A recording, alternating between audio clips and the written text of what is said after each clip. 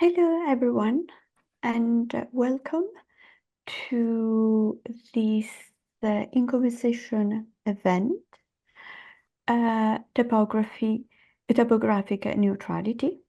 I'm Caterina Albano, a reader in visual culture at Central St. Martin's and the coordinator of the PhD program there.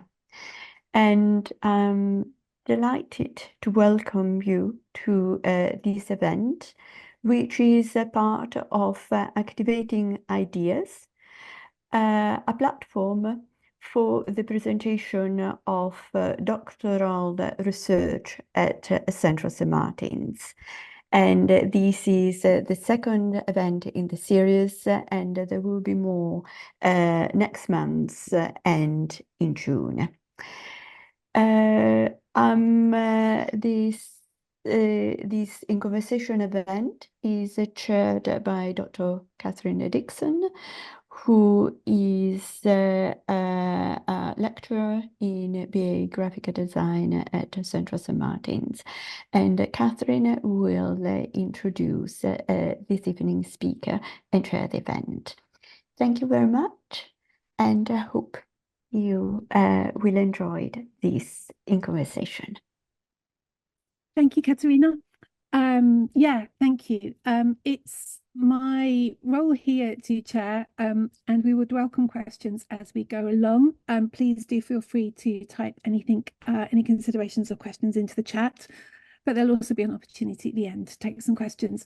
I'm really here in my capacity as being very lucky to have worked with Julie on this research, which is drawing to a conclusion.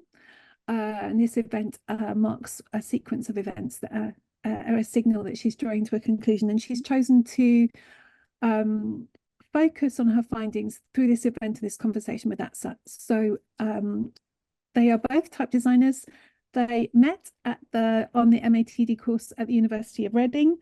Azza works for the Foundry Type Together and is a specialist in, well, I would say she's from the Lebanon originally. She's worked on many index scripts. She's based in Spain for a global type foundry. So that gives some indication of the scope and her expertise in the field. And Julie is also a designer and has worked in type design. And like I say, this is a sort of coming towards the culmination of her research that she's going to share with us this evening. So I think my job is really to get out of the way and let them get on with the conversation. So I'm not sure who's going to start. Julie, is it Julie or Azza? Which one of you is going to begin? I think Julie will start. Okay, great. Hand over to you, Julie. Well, then, hello, everyone. Thank you for coming to our conversation. Azza and I don't see eye to eye about neutrality because we come from different perspectives. And so we're going to try to resolve a few questions. The difficult subject of neutrality is a fairly recent one in typography because for many centuries since the invention of the printing press, there wasn't enough type to really have expressive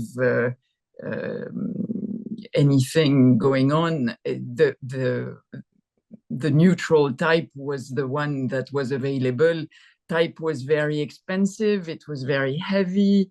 It was out of the question to purchase type made for different systems, like, you know, in England to purchase French type would be absurd because the dimensions didn't work on the presses and so on. So the default was really what was available, the little type that was available. A couple of centuries ago, it changed and the shape started to differ more. And now there's a whole subject of expressivity, which I've been researching in the last few years. And researching expressivity means nothing if you don't start with the basic 0 point from which you measure expressivity. So I was delighted when I came across this expression by John Kannenberg, my colleague at CSM, who said that silence is sound at a different volume. There's no such thing as absolute silence. And I realized it was exactly the same thing for type expressivity. It's visual sound volume. You can turn it all the way down, you can dial it down, but you cannot completely erase it. Type as a signifier cannot not signify, and the illusory crystal goblet that Beatrice Wardy explained as an aim for typography in the 1930s is just that. It's very illusory. So I think expressivity is more interesting than neutrality, and I'd like to know, Azza, why you would aim for neutrality in branding in particular. Yeah, sorry, so we skipped these slides. So as Julie mentioned, you know, neutrality is really an important subject, especially in nowadays in type design. And whenever you think of neutrality in typefaces, you cannot not think of branding, because it's really a big part of it. And so although branding is really, the aim of branding is, the base of branding is emotions and standing out from other brands, neutrality seems to really, like brands seem to really be attracted by neutrality. And it seems counterintuitive, but this is the way it is. So I'm showing here a few examples of really big brands that use Helvetica, which is considered maybe the most neutral Latin typeface even until today. So you see all these brands and you wonder really why they have chosen this instead of something much more expressive. And so I found a few actually arguments. If you are a brand and you are, you usually start by creating your logo, you want your logo to be quite timeless. This is a very important point in branding. And this is mostly due, I think, for economical reasons. Like you don't want your brand to keep changing its logo every other year. Like it costs a lot. And another also reason why brands are choosing neutral typefaces, it's because it caters for a wider audience. So you have to also think of different generations, people of different ages, they are looking at your brand. So you want also something that really kind of works for everyone. So you don't want it very specific, and neutrality is really not specific. And also the globalization effect nowadays, like, you know, all brands are kind of expanding their presence in the world. So you want something that works across also cultures, and it seems that neutrality does work well across cultures. You also have the flexibility of the application. So for example, you want your brand to work on different platforms, on different resolutions, on different devices, and neutral typefaces, because of also the element of its monolinearity, it really makes it quite flexible.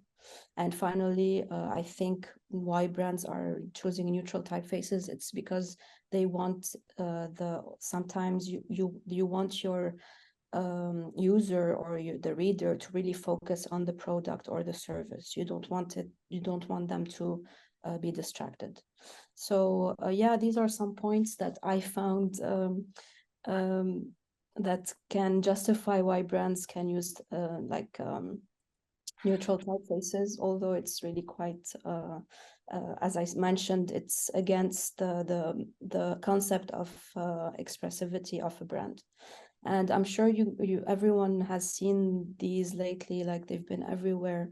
It's what's been called blending, where here I show just examples of fashion, all of them are fashion brands that had quite an expressive logo back in the days, and now everyone is mostly trying to go back to a more neutral, to choosing more neutral logo.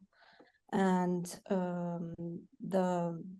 as I said, like if you think of all the arguments I just mentioned, I think that this is the way they were thinking. But also it's very interesting these days that you're seeing brands coming back to their old logos where something is more, where they're showing something much more expressive. And I find it quite interesting, this phenomenon now. It means something is changing, the needs are changing, or maybe there's been an overuse of neutral typefaces and people are sick of it. Do you think that do you hear something different when you look at the logo on the right or the one on the left? For sure, it's much. It says that the connotation of it is completely different than the first one on the left. It says something. It says it has a story. I feel there is a story behind it. There is a reason why this illustration has been used, why someone has decided to put this thing specifically. For sure, there's a connection between the brand here, for example, in this instance, Burberry, and I don't know, like this seems like a night or something. For sure there's a story, and I think story, especially, you know, storytelling and branding is very, very important, and I think we totally lost that in the blending. Would you say that type is how we hear what we read? How we, sorry, hear? How we hear what we read. Hear what we read. Do you think it makes a different sound in your head? At least the emotion for sure is different. I don't know. Then of course the emotion gets like translated into behavior or into more thoughts in my head when I see something like this. But for sure that it triggers something completely different emotionally speaking. I'm maybe more curious about the brand. I'm curious about the story, especially the story behind it.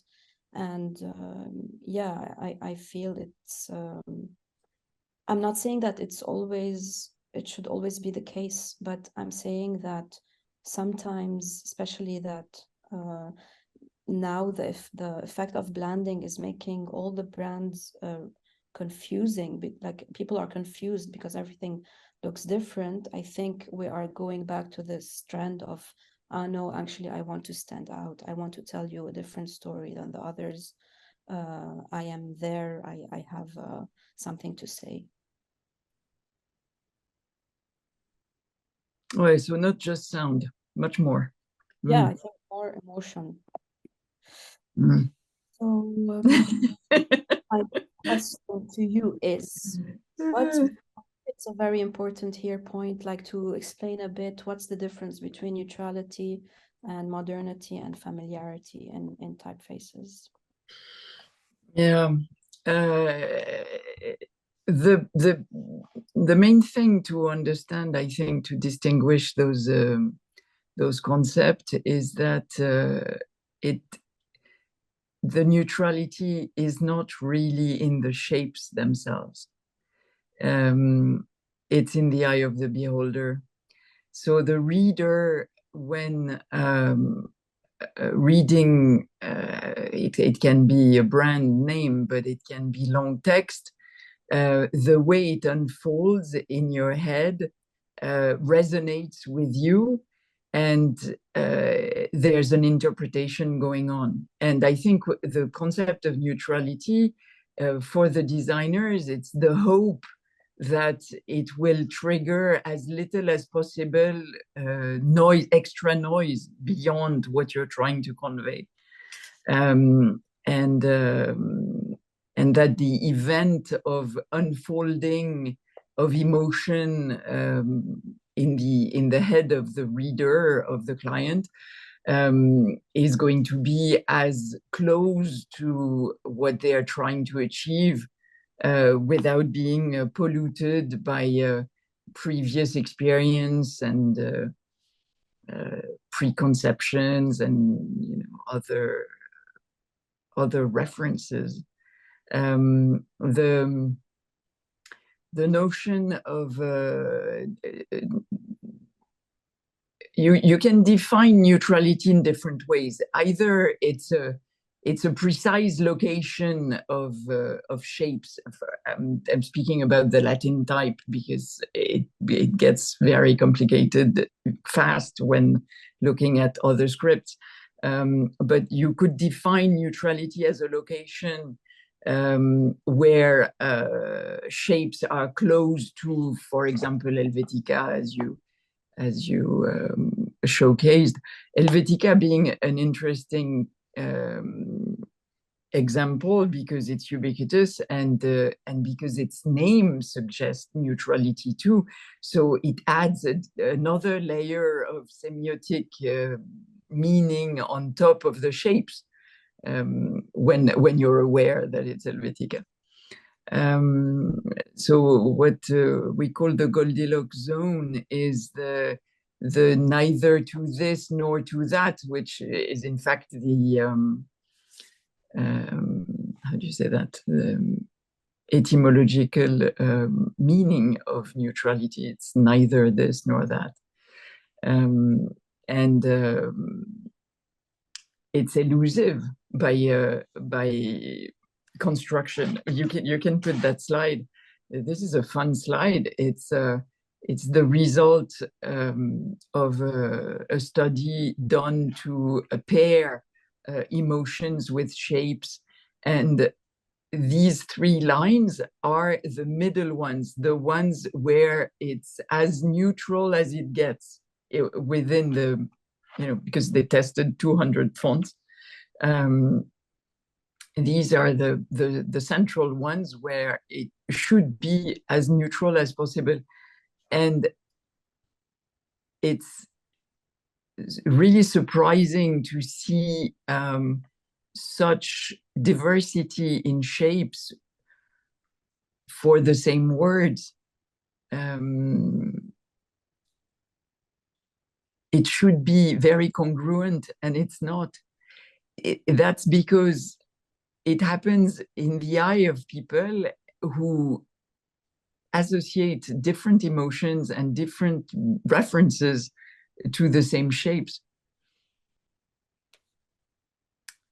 Can you? So basically, what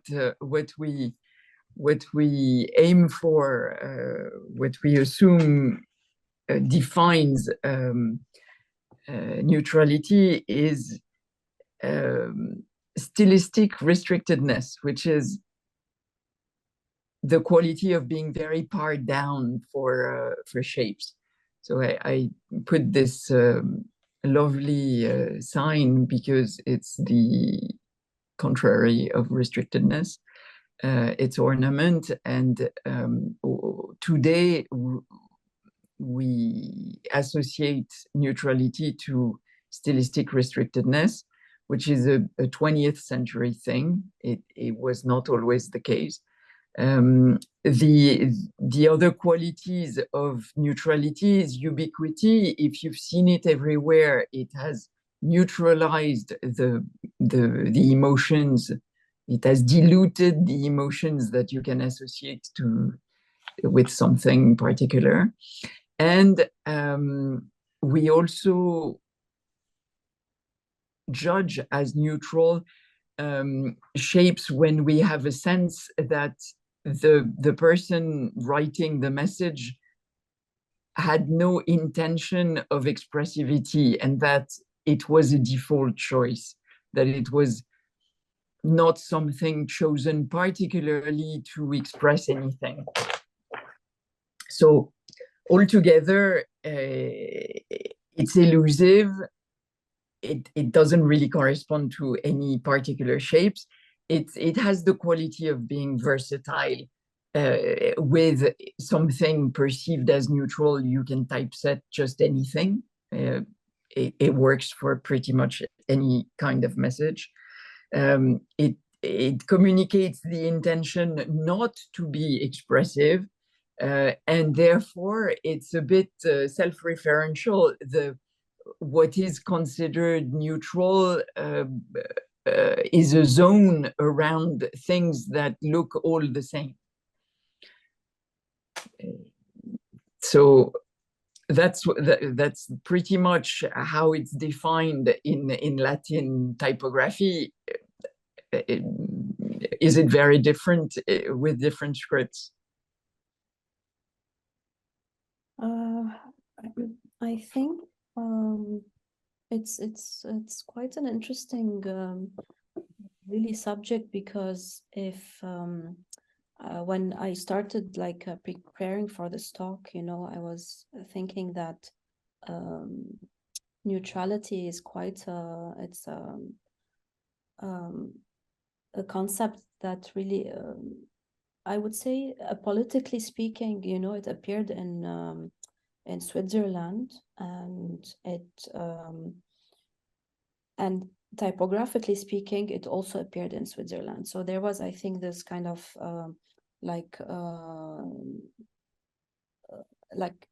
the politics affected culture, and sometimes the culture affects politics. But in this case, it was quite an interesting thing to just think about. So neutrality, first of all, it's not although we have the word also, for example, in Arabic, we have the word neutrality, but it seems to me it's something we wouldn't have thought of for typography, for example. But if I do this exercise of really thinking what neutrality would look like across cultures, I think it's a very important part of it is to really study the evolution of the script. How the script, in terms of shapes, interpretation of shapes, how was it 50 years ago, how was it 100 years ago, 1,000 years ago, and the start also of the script, because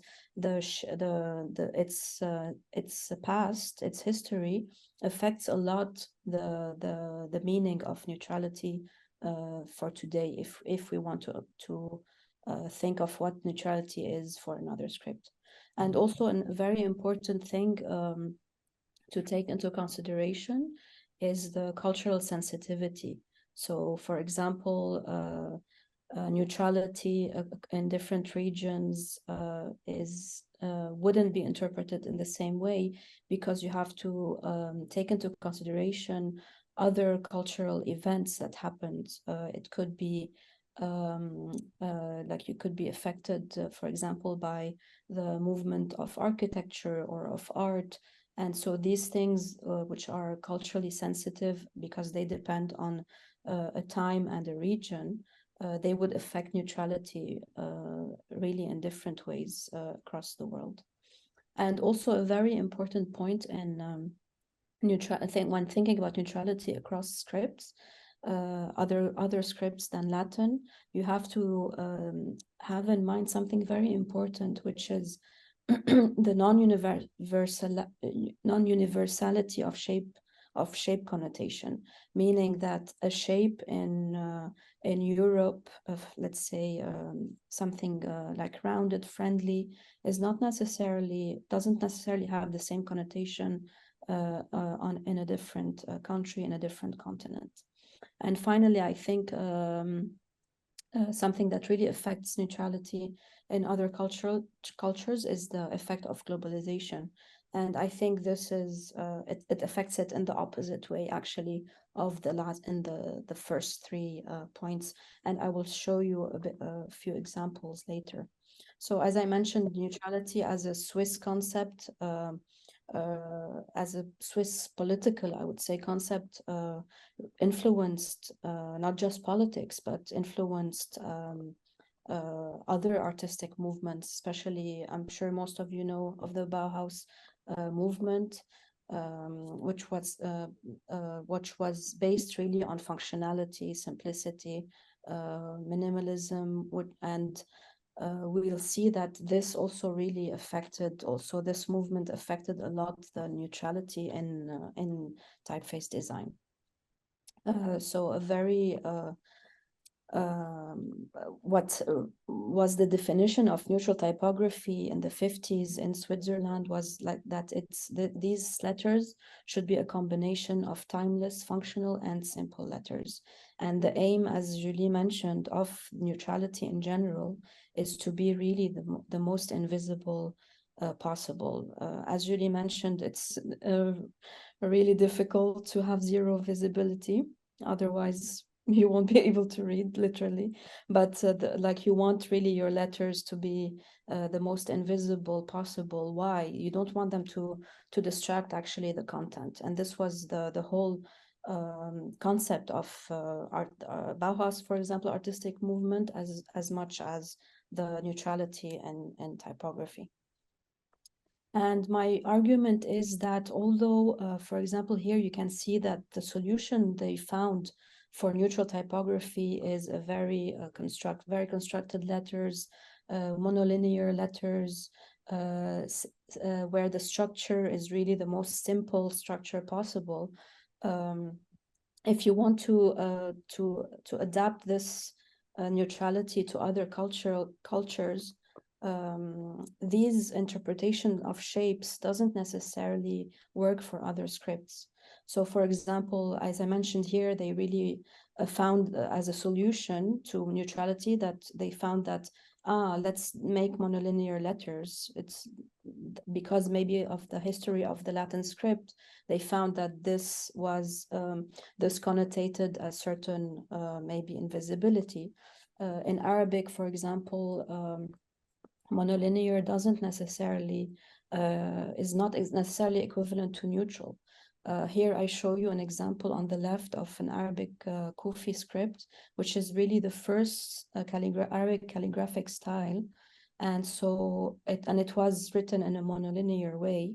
And if you show this to someone who's let's say an Arabic speaker, they would know that this is the most primitive script, and it is monolinear, maybe by coincidence. So for us, in this part of the world, monolinear doesn't necessarily mean modern. It's actually quite the opposite. This is the first script. So for us, monolinear, maybe in our heads subconsciously, means primitive, old, super old even. So this is why I'm saying that neutrality doesn't always necessarily, in terms of shape, doesn't translate into the same visuals. Another example that I really like, I always show this to people because I find it quite interesting, is that, for example, as I mentioned, the connotation of shapes is different across different cultures. So, for example, in Japan, the stop sign, which is supposed to be a very authoritative sign, it should tell you stop, this is you should stop your car, this is a very important thing to do. And you can see that the Japanese letters have rounded edges, when in Europe, usually rounded edges mean friendly, something cute. So you can here totally see that the connotation and the interpretation of shapes is really completely different from one culture to another. And a counter actually example of these things is that although these are, I'm taking this in a kind of a vacuum, as if cultures are not connected, what happened actually in, let's go back to the 20th century and the Swiss movement. What happened also across the world, other, for example, art movement, and here I would like to specifically talk about the modernism, the architecture movement of modernism, which was really like based on minimalism, and starting in the West, instead of like having this movement get, let's say, exported to other countries and have these countries interpret what modernism is in their own way. What happened is that we did import this movement. For example, in the Middle East, here I show an example of, I read the other day that in, for example, in Lebanon, in the 20th century, like in the 50s, instead of like having a competition where local architects like would do something a bit modernist and have like, you know, build residential buildings or whatever kind of buildings that are minimalistic or functional, what they did is the government actually invited architects from around the world to come and build things. So my point here is that instead of like taking movements, so for example, this Swiss movement, and interpreting the shapes the way we see them fit, what happened in the 20th century is that we got so much influenced from other movements across the world, and we didn't interpret them the way we would have done it. We just copied what others were doing. And I think this is a very important point across different movements, not just in typography, but in other artistic movements. So what happened is that instead of matching concepts, we matched shapes. So here I show, for example, an example of a Japanese fracture, which maybe for a Japanese person really doesn't mean anything. It doesn't have at all the connotation of a normal fracture, because they never grew up with it. They don't know even what the connotation of it is. So these shapes are completely irrelevant for a Japanese person. They don't have any, they don't give the same emotional it's not the same feeling as a German person would see a fracture. And so here, as I said, like instead of matching shapes, we should have matched concepts. And we do have similar concepts. For example, the simplification concept does exist in Arabic, where, for example, there's an Arabic style, calligraphic style called Ruk'a, which appeared in the 18th century, and its base was that this is we want to simplify the Arabic script, and so it was based on just vertical and horizontal strokes. So we do have concepts that you can easily translate into your own culture, but instead of doing that, we have this, we take the easy way, like, you know, we just copy different, we copy from the West usually, or other regions. So to answer, is there different concepts of neutrality across cultures? I mean, as a concept, no, because neutrality as a concept is set. Like they said, like they decided that neutrality should be timeless, functional, and simple in structure. And so, for example, I will give the Arabic an example, and for the Arabic script, it should also an Arabic neutral typeface should be also timeless, functional, and simple in structure. But my argument is that the interpretation of these three concepts would be totally different in Arabic. We wouldn't deal the same way with them in the same way. So, for example, as I said, the most monolinear in Arabic would be actually the oldest, which is from the 8th century. The most functional would be from the 10th century, and even we use it until today. That's why I say it's the most functional even until today. And the simplest, the most simple is Rukha from the 18th century. So if you go back to the concept of neutrality, an Arabic neutral typeface should be a combination, I would say a hybrid, between the most functional here in the middle and the most simple here on the right. And the monolinear concept, the monolinear interpretation that the Latin that type designers in Latin type design chose as a solution. Unfortunately, in Arabic, it doesn't really work because it doesn't have the same connotation of modernity.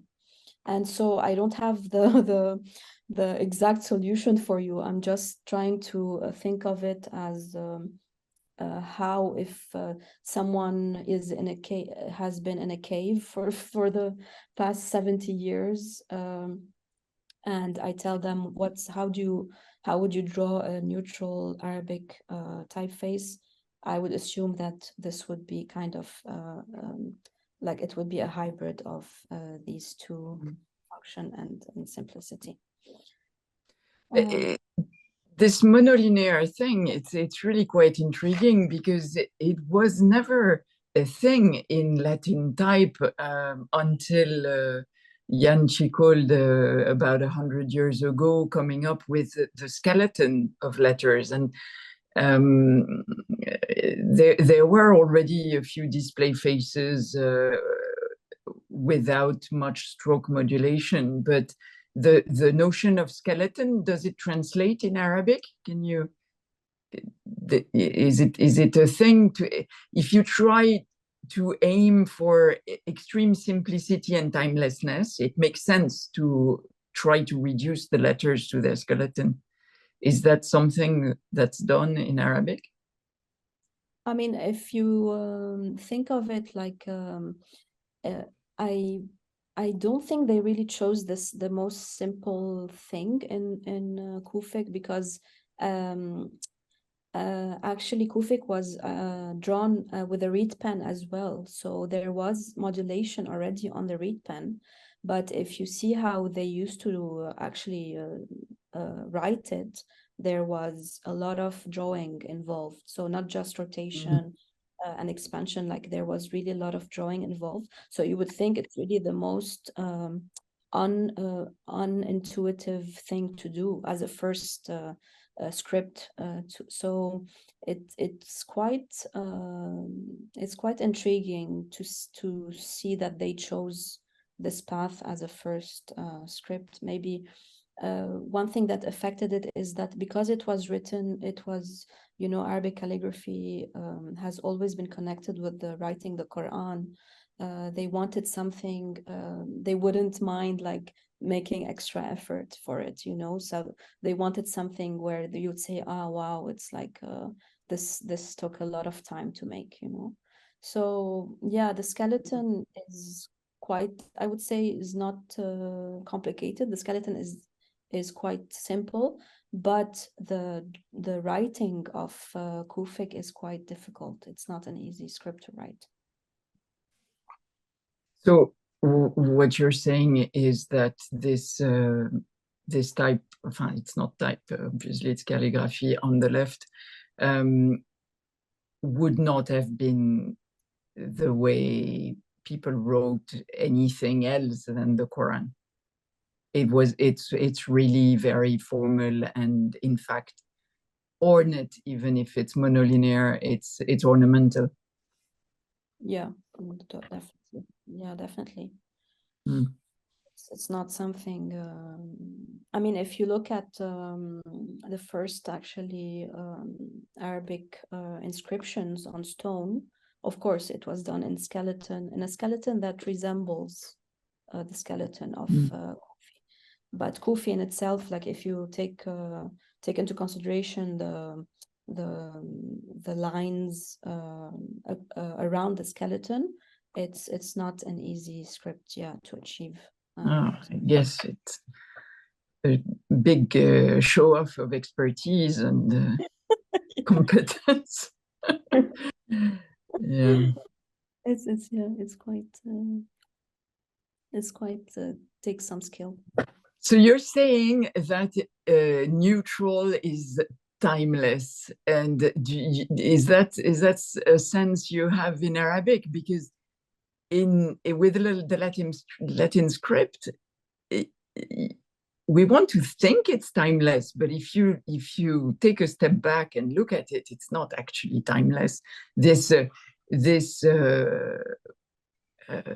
stylistic restrictedness, it's very 20th century, this notion that form should follow function and that ornament is thin, and that really the skeleton is bringing the substantific marrow of the letters. It was popularized by globalization.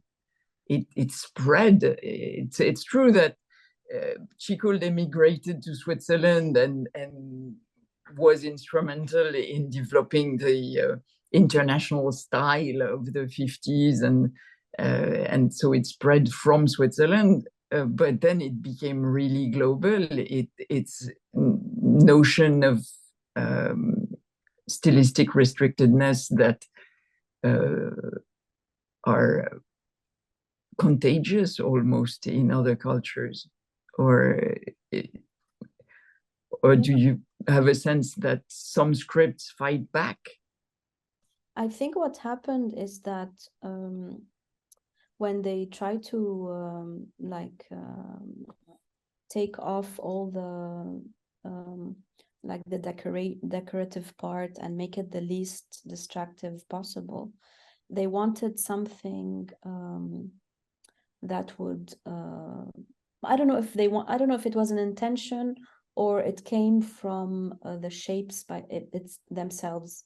It's quite interesting question because I don't know what followed what, but when they took away all these things and thought that, okay, we're achieving neutrality, somehow the people used it and saw it as more modern. And what happened is because of its use over many, many years, so like I showed you in branding, so many brands still until today use it.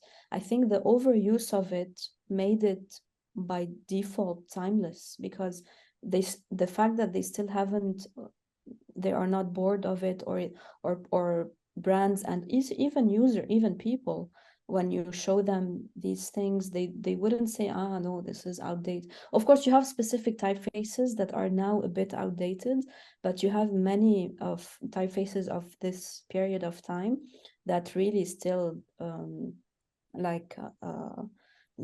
survive really well. And I think they still have this feeling of being still I wouldn't say modern, not all of them are modern, but most of them are still timeless. And I cannot explain that. It's really something that also come from our subconscious, in the sense that nowadays we see things even around us, like I said, in architecture and fashion. On the street, you see things, shapes that are more simple. And so you associate this with your period of time. And you would say that, okay, maybe you project this into typefaces, and you would still see, you would say, this means that this typeface is still modern and almost until today timeless. I'm not saying it's going to be timeless forever. These things are not set in time. At some point, of course, in 100 years, people are going to look at Futura and Helvetica and say, wow, this is really vintage. So very precisely. What we consider neutral today was revolutionary 100 years ago. It was very disruptive and was not at all considered neutral, and then we got really used to it.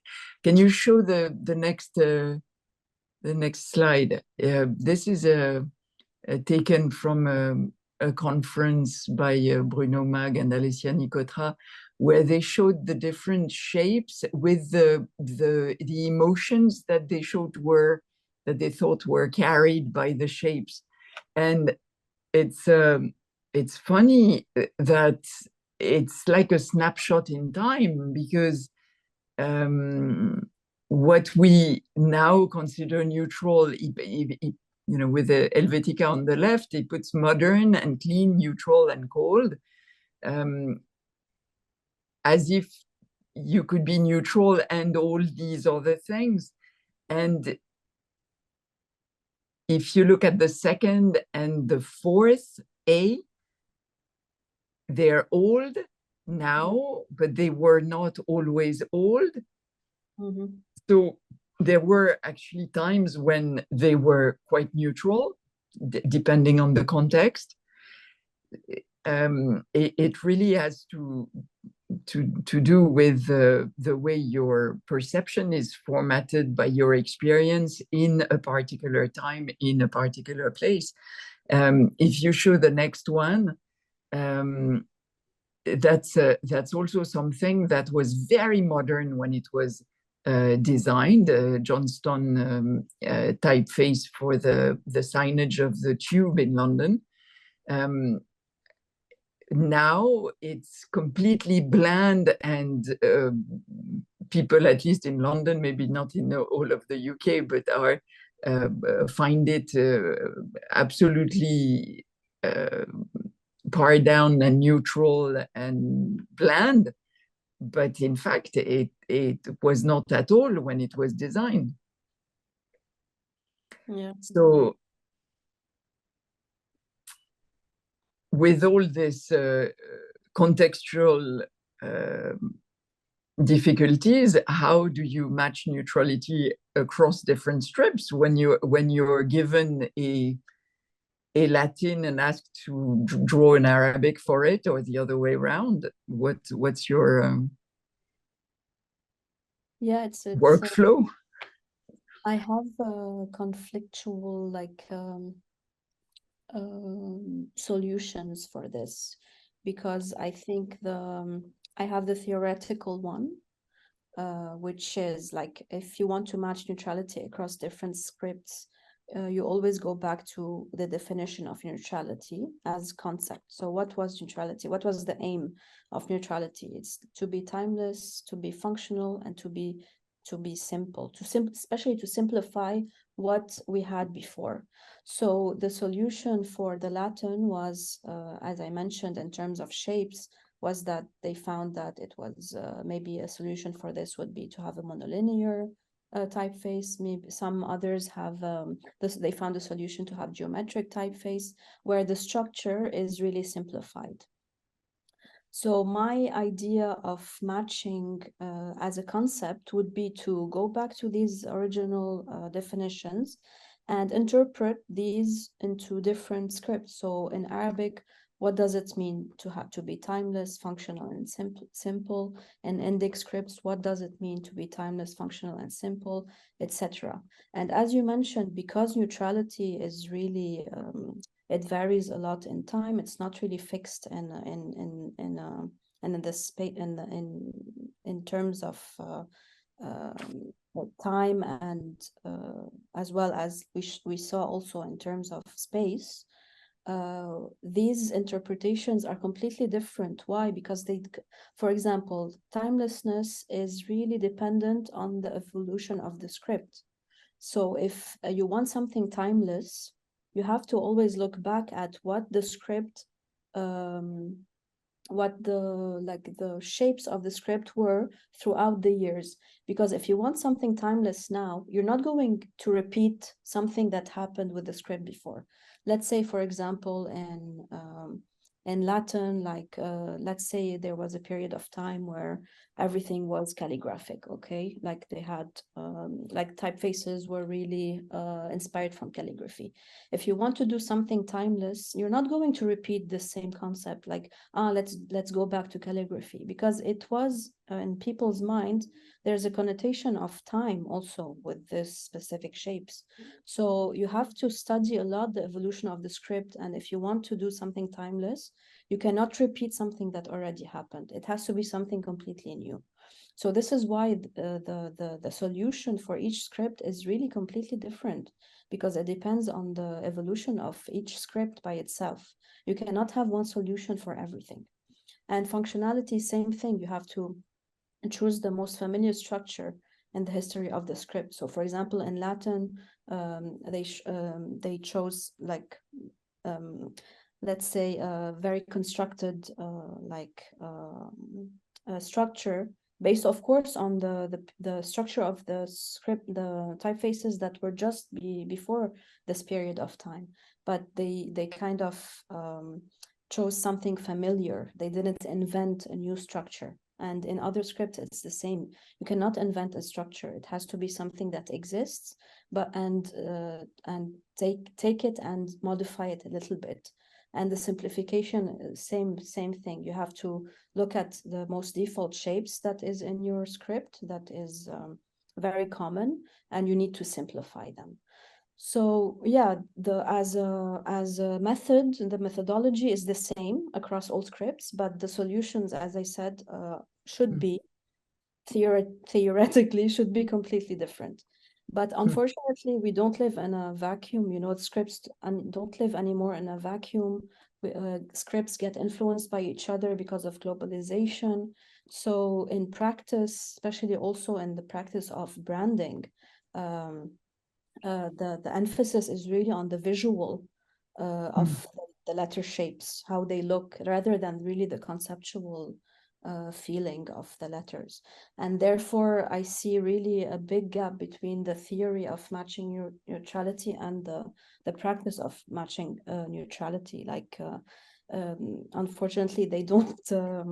There are different methodologies for both. So, for example, if you want to match the concepts of neutrality, which according to me are timelessness, functionality, and simplicity, for example, I'll also show, and I'm showing Arabic examples because that's the script I know the most, but it would be exactly the same concept for other scripts. So you have to, for functionality and simplicity, like I said, you have to go back to the most familiar skeleton that you have, and simplify the skeleton, simplify the forms. And if you want to make it timeless, then you have to go back to the script history and see.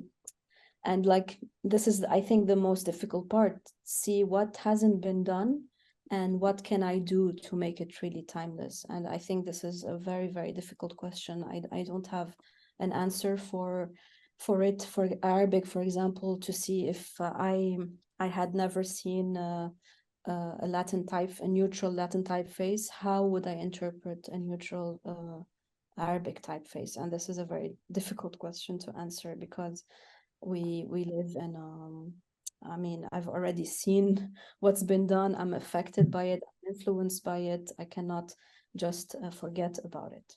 So at the end, here on the right, you think that you get the same feeling with the Arabic and the Latin? So here, what happened, for example, from left to right, the skeleton, okay, let's say the skeleton is simplified compared to an Arabic calligraphic skeleton. I took, as a functionality, I took like a naskh skeleton, because it's the most familiar. So this is where familiarity comes from. So the functionality comes from the familiarity of the structure. The simplicity comes from me simplifying a bit the curves, the connections. And here on the right, the timelessness comes actually not from the Arabic itself, because I don't have an answer for what timeless Arabic would be. But like, as I mentioned here, this is where the difference between the methodology of practice and theory is, that now here I had to to match the Latin neutrality, and unfortunately I had to do the same contrast, because the Latin has a specific contrast, and this contrast gives it its neutral feel. So in Arabic, I also should do that, because at the end, I am trying to match visually. I need to try to match visually, because theoretically, it wouldn't, clients today would not even accept the solution that I would give them if they are different to the solution of the Latin. So this is where the compromise that you need to do as a designer when matching neutrality across different scripts. You have at the end, the Arabic or the other script will always borrow from the Latin, because Latin has been there, has more established, let's say, visuals. And so you cannot escape the fact that you need to translate these visuals into Arabic, and sometimes in the same way, even if maybe in theory they wouldn't have matched in the same way.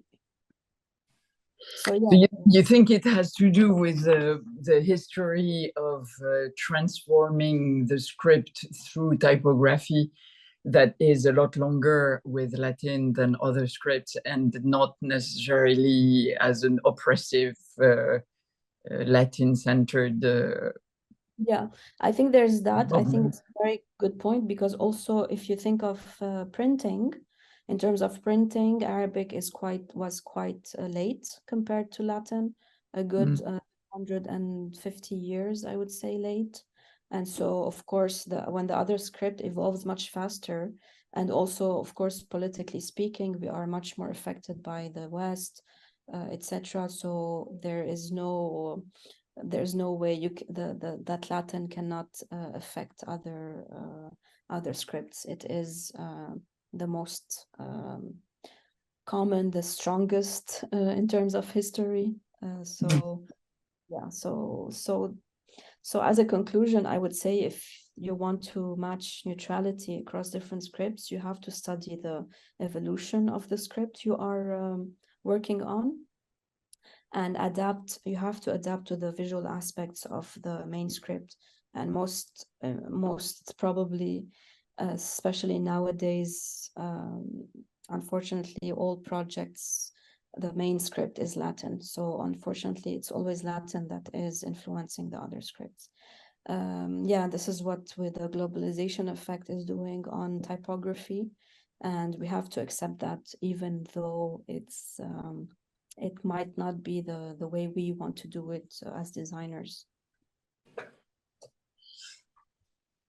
So, yeah, after all this talk, Julie, I think this a very important point you said at the beginning is that you mentioned the quote that yeah, neutrality is silence, is like toning, like lowering down the volume, but it can never be silent. So is it an illusion?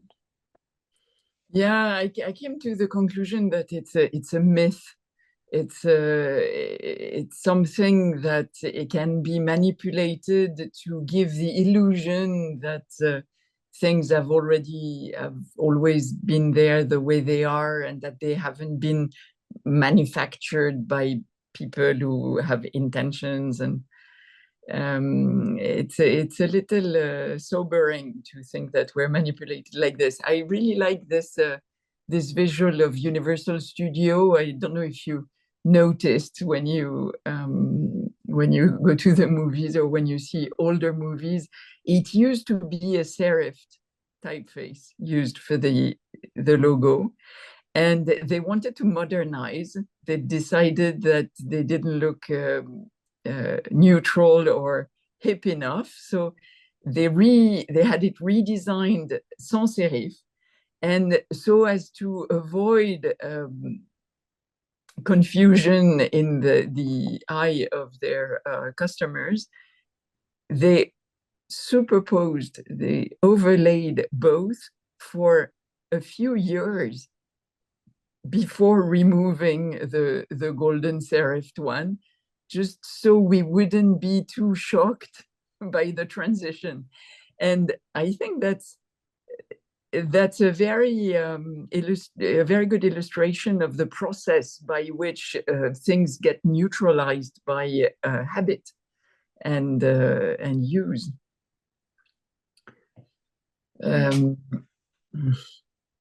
It's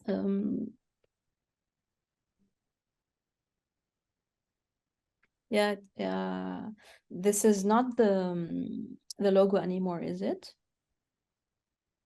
No, we should check, but I think now it's sans serif. Yeah, we are ready now to see just a sans serif. Yeah, yeah. I guess it also depends how old you are, you know, how much you've been accustomed to seeing it with a serif or not. I don't think my kids needed the transition that much. So I Well, think now it's the biggest question. neutrality in the future. It's what we'll make of it. You know, the last example shows that if you take the initiative to change the reader's view, you can actually manipulate it. Huh? So in the future, I think that we're going to play with shapes that are interpreted as trustworthy.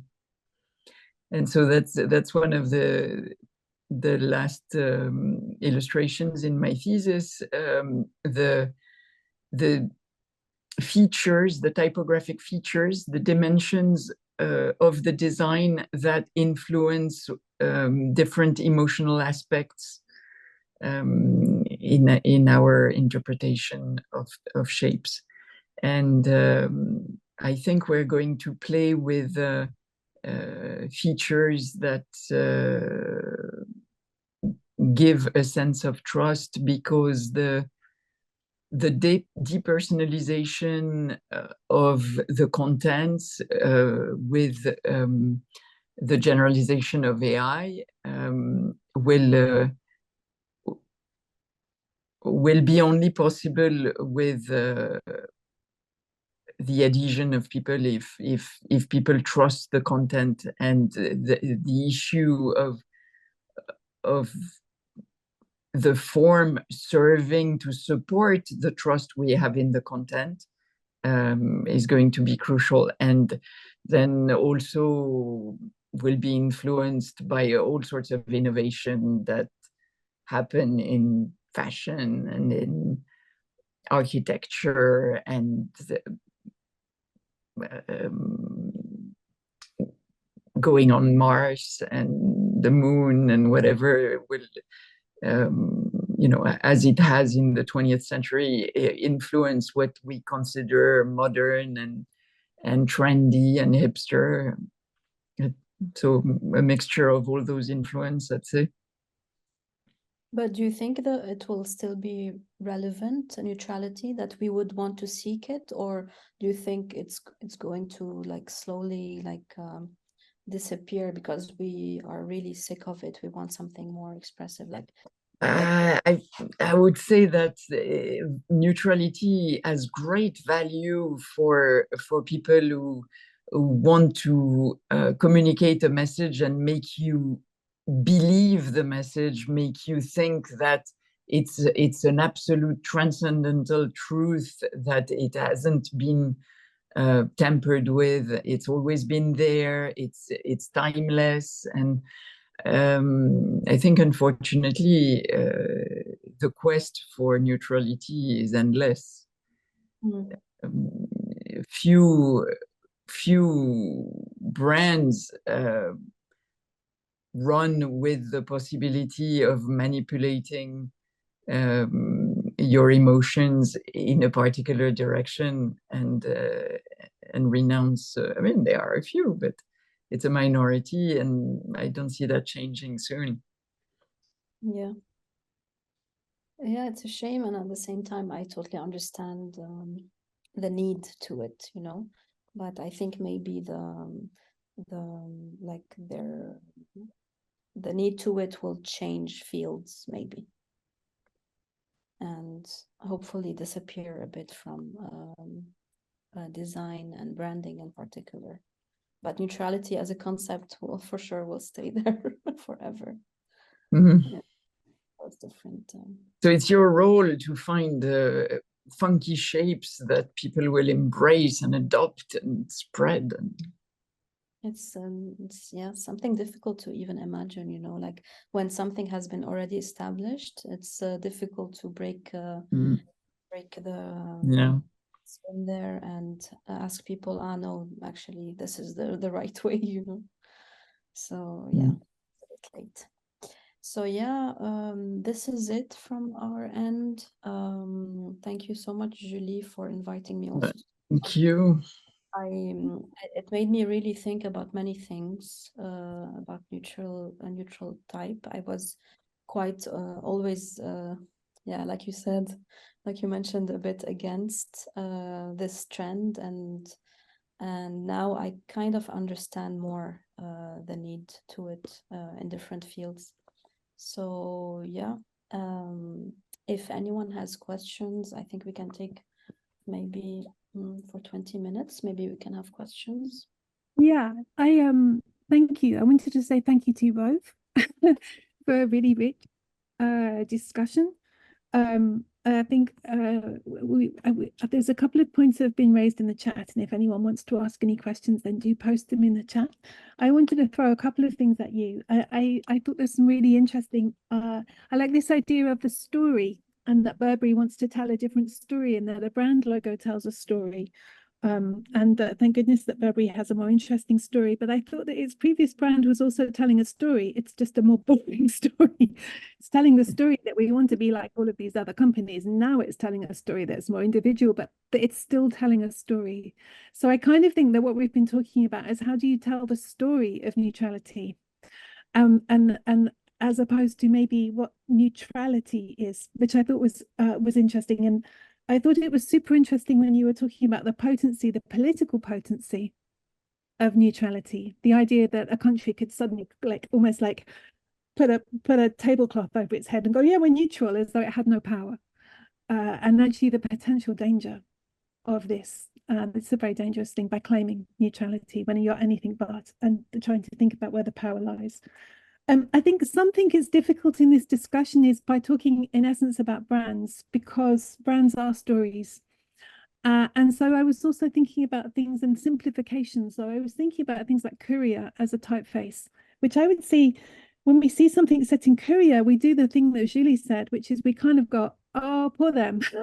They've got a really old system, or we just kind of, we dismiss it as there's no attempt here to be expressive, therefore it doesn't belie the content. And then I was thinking about reading, and that's where a lot of Julie's research has been in text typefaces, and we regularly embrace a lot of formal complexity in our text typefaces, but under the guise of neutrality. So that's why I was kind of interested in this difference between neutrality as in not registering or not being disrupted, and neutrality as in a story that is about being modern and timeless, whatever that means. And these are different ideas. And I just wondered if either of you wanted to say something a little bit about that, about these sort of other ideas about neutrality. Sorry, just like not an easy start, maybe. No, I think it's a very important point, because we did not mention this in our talk, that the difference between display neutrality and text neutrality. And text neutrality, you can totally see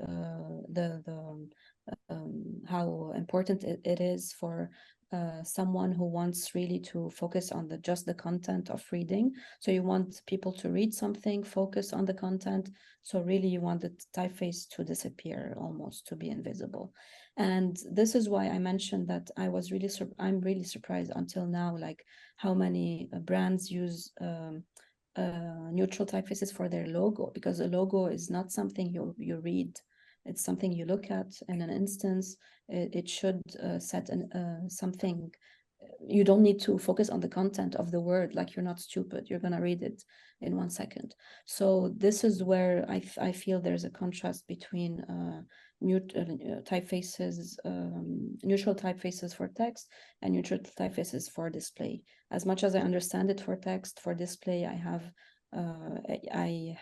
used to have, I was really very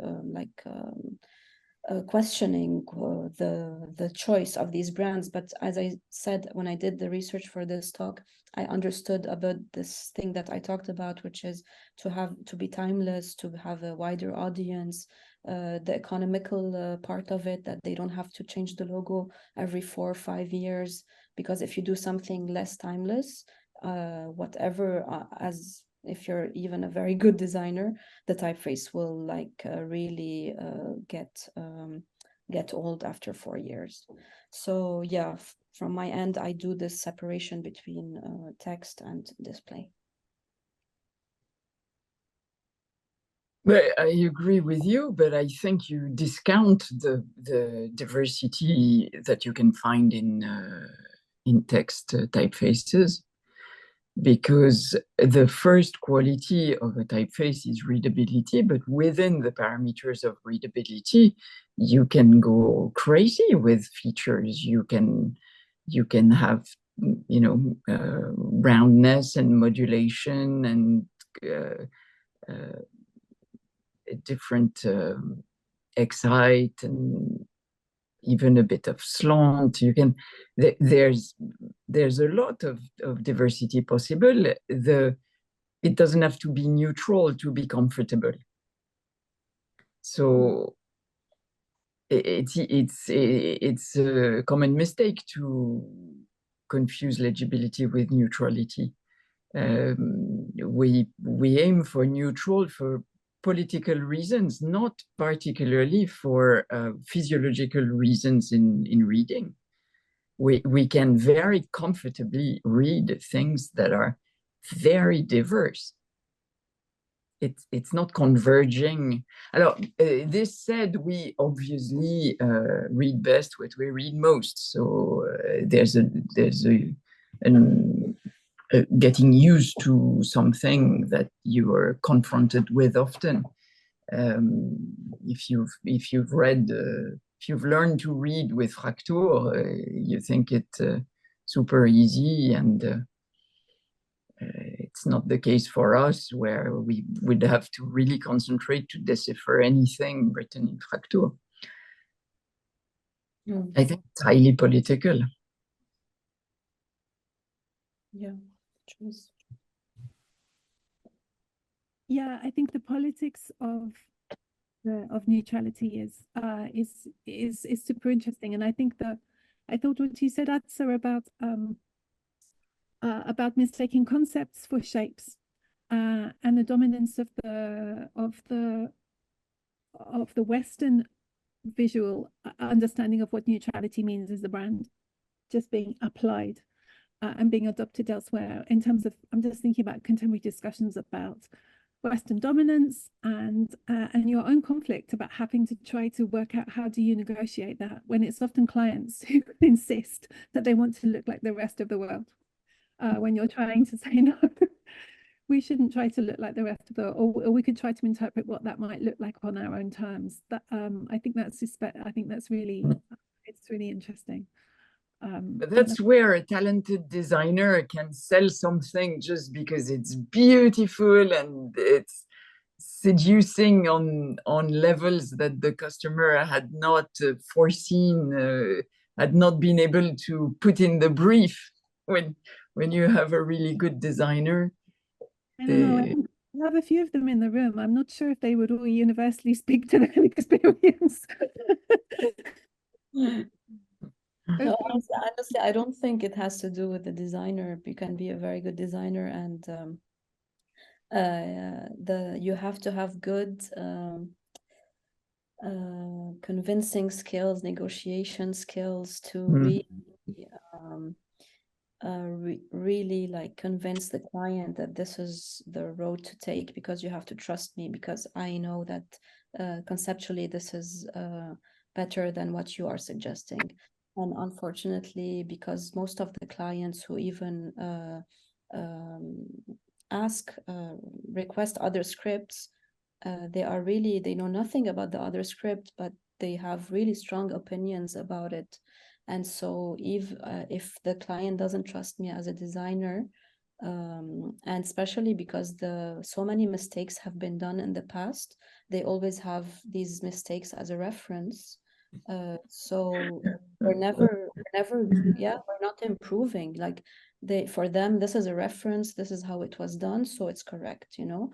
And instead of trusting you as a designer because you are that you have a bit more expertise in this script, they really, sometimes even though they know you are right, they are so afraid of moving away from the current, from the trend of what has been happening, and so they refuse your suggestion.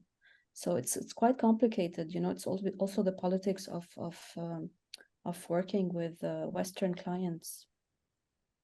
Yeah, I was going to say it's not so much about your negotiation skills. You need a client that's going to listen in the first place. You need, and at every level, because whoever might be commissioning you might not actually be the person. So it's very difficult. I think that's very difficult. So in terms of the chat, these came in as direct messages.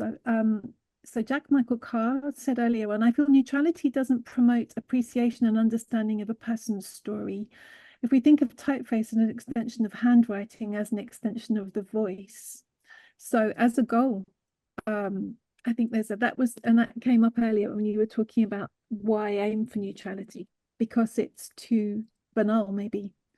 And then he follows that by saying, I think we live in a world that needs more emotion and not more neutrality. So I wonder what you both thought of that. I think we both agree.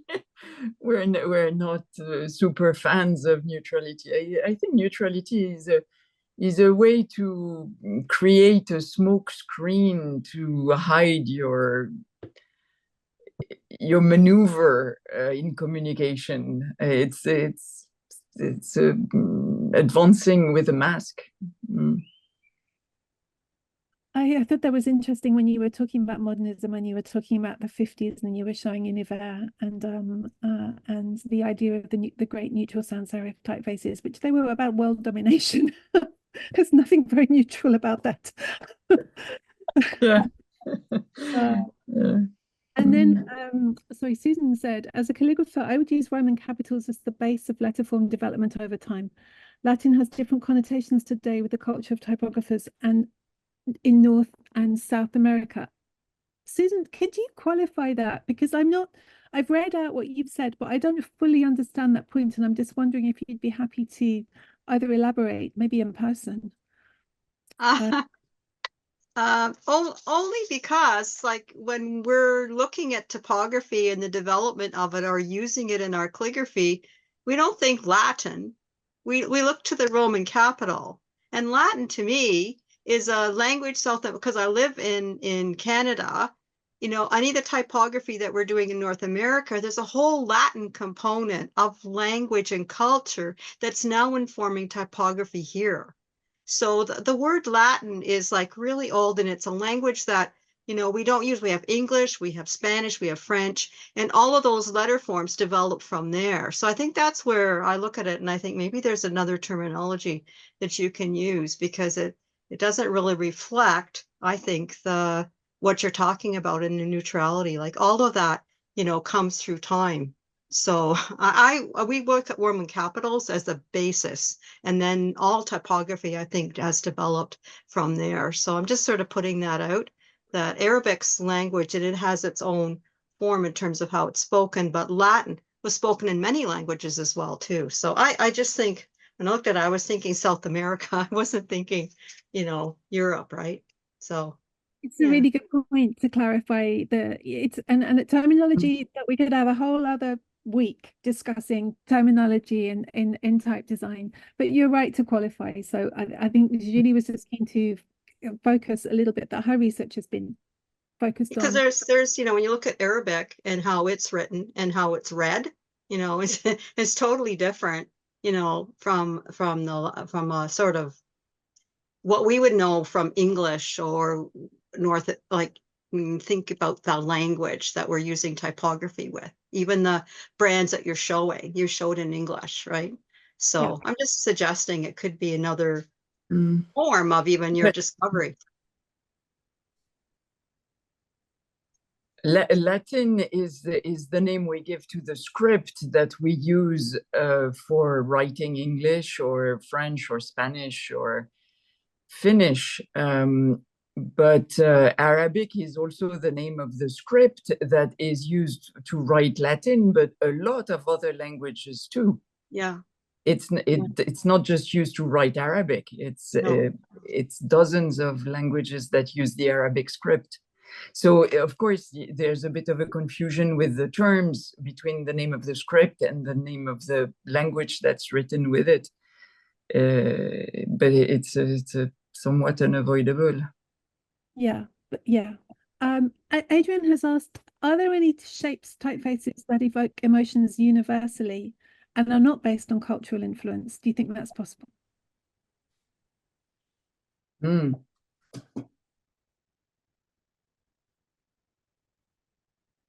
Universally, I think it's a high call. Mars.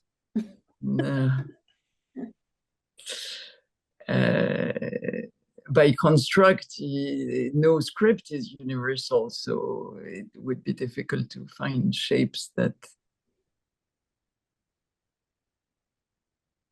work for everybody. Yeah, and I don't want to misquote, but I know that this is something that Teo van Leeuwen was looking at or exploring a little bit. The idea about the certain forms like Futura being this kind of geometric principles, but I would very much doubt that anything is not based on cultural influence, because you can't. Also, sorry.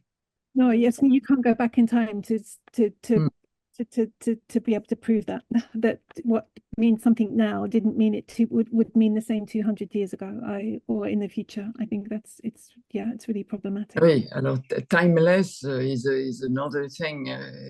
Timelessness is a complete illusion, but also universal would be an illusion. I think Azza showed it very well with the stop sign from Japan, because we would use this type of terminals and curves and shapes for something much more informal. And it seems that in Japanese culture, it registers as formal. So, yeah, I think it's a good example that it's not going to be universal, even if it's common. It won't be common to all. And it's also another reminder about, should universality be a goal of the contemporary designer now anyway? Yeah, very good question. Yeah. Yeah, I think it's all about how open the world is. Like, we want to like target the most people possible because of money. Brands want at the end, to make profit, and the more you can target people, the more money you have. It's unfortunately it's this way, and so I think universality is really something they seek. I don't know to change. I don't. Optimizing for profit is not the same as optimizing for communication. Perhaps if we shift the focus on good communication, it will change the shapes. Or also, as well as communication, community. Yeah, well, it's more efficient communication if it's targeted properly to precise community. Yeah, but as we showed in the presentation, that it takes so much more effort to communicate individually or like in regions across different specific cultures, than it is to communicate universally. And so brands, for them, this is really a more efficient way, and that's why they are doing that. I'm not saying it's the correct way, because they are by doing that, they are like a bit dismissing the variety of cultures, and most probably by doing that, some targets are not really being not even like they're not even getting the message, because it's completely culturally for them. They don't even understand what the message is. So it's like they're trying to hit at as many birds in one stone. It doesn't mean that it's effective as a whole. It's not the most effective way, but it's the most effective way, and for very little effort and very little money. Cost effective, But but not communication effective. Cost effective, but ethically complex. Yeah. So there's another question coming here from Caitlin Wood. What are your thoughts on, what are your thoughts on universal? This is a good question on universality and accessibility, and how are they related? It's a really good question. I'm not sure what is meant by universality here, but accessibility, it's a technical requirement, it's a cultural requirement, it has different dimensions, and you cannot optimize for everyone. So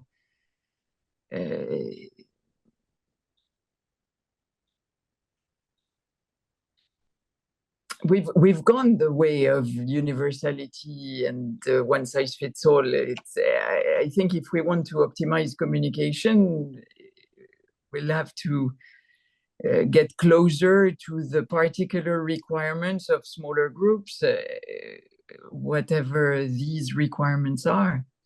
And it's not going to be compatible with universality.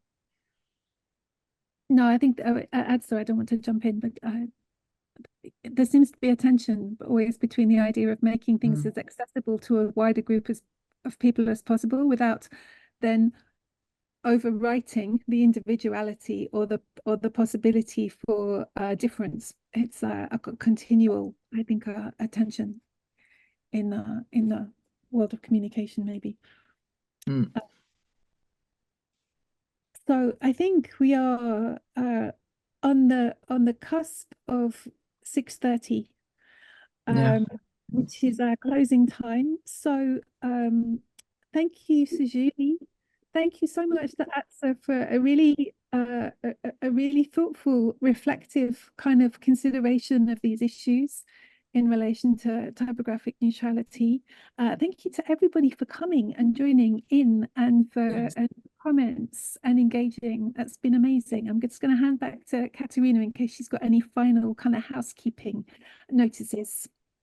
Well, thank you, Julie, thank you, Azza, and thank you, Catherine, for chairing this event. I would also like to thank Liam Green, who has organized the event, and thank you everyone for joining. I hope that it was for me extremely interesting and exciting, and I hope it was for everyone else. Thanks a lot.